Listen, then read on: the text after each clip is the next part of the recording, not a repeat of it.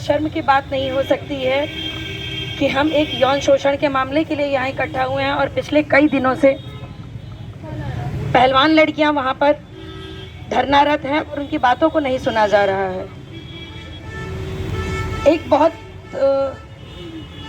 मन में कौतूहल उठता है जब हम सोशल मीडिया को देखते हैं। सोशल मीडिया पे एक ट्रेंड हो रहा है कि अगर ये पहलवान वाकई में पहलवान लड़कियां हैं तो ये किस तरीके की पहलवान है कि एक 60 साल से ऊपर के बुजुर्ग को इन लोगों ने यौन शोषण करने का मौका दिया। इनकी पहलवानी किस काम की कि इन लोगों ने उसको वहाँ पे पटकनी नहीं दे पाई। तो मेरा सवाल उन लोगों से है, चूँकि मैं उनका नाम तो नहीं जानती क्योंकि भीड़ का कोई नाम नहीं होता और भीड़ का कोई चेहरा नहीं होता। जाहिर सी बात है वो लोग भी कहीं ना कहीं काम करते होंगे और किसी न किसी के अंडर में काम करते होंगे और उनके ऊपर भी उनके आला अधिकारी किसी न किसी तरीके की छेटाकसी या प्रेशर डालते होंगे काम करने के लिए, अपना काम करवाने के लिए, और वो उसके दायरे में सीमित होंगे जिसकी वजह से वो उनकी बातों को मानते होंगे और कहीं ना कहीं ये उनकी एक अनुशासन रहा होगा जिसकी वजह से उन्होंने इस तरीके को अपने आप को बांध रखा। लेकिन जब अति हो गई तो उन्होंने अपनी इस हिंसा के लिए अपने साथ हो रहे शोषण के खिलाफ आवाज़ उठाई। उसमें भी ये एक सवाल उठा कि इन लोगों ने अभी को क्यों प्रश्न करा, इससे पहले भी तो हुआ होगा, तब क्यों नहीं कहा। इनसे पहले लोगों से जैसा कि गिनती गिनाई जा रही है कि 1000 लोगों के साथ हुआ, तो ये 4 लोग ही क्यों आगे आए। क्या ये 4 लोग आगे हिम्मत करके आए ये काफ़ी नहीं है। क्या ये 4 लोग उन 1000 की आवाज़ बनेंगे, ये 4 लोग उन 1000 लोगों को हिम्मत देंगे आगे आने के लिए, या 1 लाख लोगों को आने का हिम्मत देंगे, क्या ये काफ़ी नहीं है। सरकार एक नारा देती है कि बेटी बचाओ और बेटी पढ़ाओ। बेटी को बचाना है, किससे बचाना है? कन्या भ्रूण हत्या से बचाना है।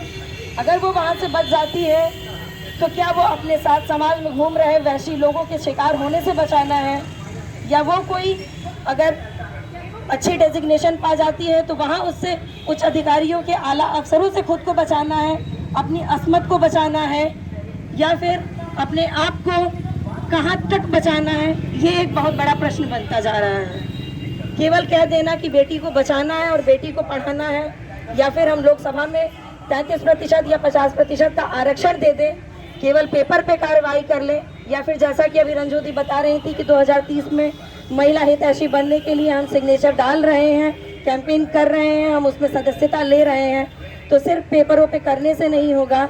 असलियत दिल्ली के जंतर मंतर पे बैठी वो लड़कियां, उनके समर्थन में पूरे देश में आ रही जगह जगह से लोग, ये असलियत है, ना कि अखबारों में पेपर पे ये दे देना कि हम एकजुट हो गए हैं, हम बहुत ज़्यादा सुरक्षा दे रहे हैं। अगर वाकई में सुरक्षा है तो वो सुरक्षा अगर है तो फिर जगह जगह इस तरीके का विरोध प्रदर्शन, इस तरीके के यौन अपराधों के लिए हो रही आवाज़ों में समर्थन क्यों जुट रहा है। ये एक प्रश्न है अपने आप में और इस पे हम सभी को विचार करने की ज़रूरत है। जब भी एक नया ट्रेंड शुरू किया गया है कि ये यूपी वर्सेस हरियाणा का मामला बनाया जा रहा है, अगर ये मामला राजनीतिक है तो ये राजनीति शिक्षा के बेरोजगारी को खत्म करने के लिए क्यों नहीं है। राजनीति कहीं भी पारदर्शिता लाने के लिए क्यों नहीं होती है। राजनीति अगर हो रही है तो राजनीति हमको विकासशील से विकसित देश की तरफ जाने के लिए क्यों नहीं हो रही है। किसी एक समूह विशेष को बचाने के लिए क्यों होती है। ये एक अपने आप में प्रश्न है।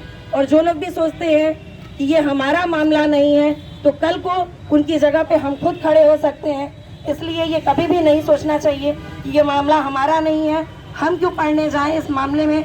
लेकिन जिस दिन हो सकता है अगर ऐसी ही सोच समाज में पनपती रही तो कल की डेट में अगर हम वहाँ खड़े होंगे तो शायद हमारा साथ भी देने वाला कोई नहीं बचेगा। इन्हीं शब्दों के साथ मैं विराम लेना चाहूँगी। धन्यवाद।